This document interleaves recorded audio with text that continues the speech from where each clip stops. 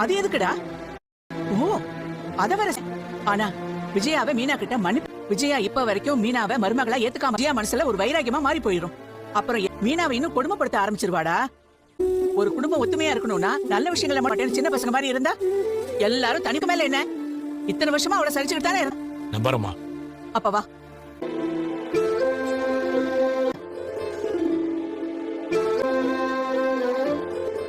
அதுவும் மனோஜுக்காக செய்ய போய் தான் நீ அசிங்கப்பட்டு நிக்கிற. உங்கள மாதிரி ஆயிட முடியுமா? என்னங்க நீங்க என்ன பிரச்சனை இன்னும் பெருசு பண்ண? மீனா அதெல்லாம் எதிர்பார்க்கவும் இல்ல.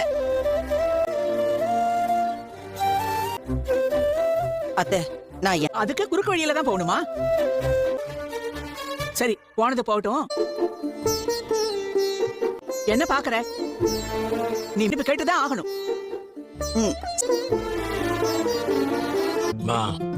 எல்லாத்துக்கும் முன்னாடி இந்த பிரச்சனை. ஒரே நிமிஷம்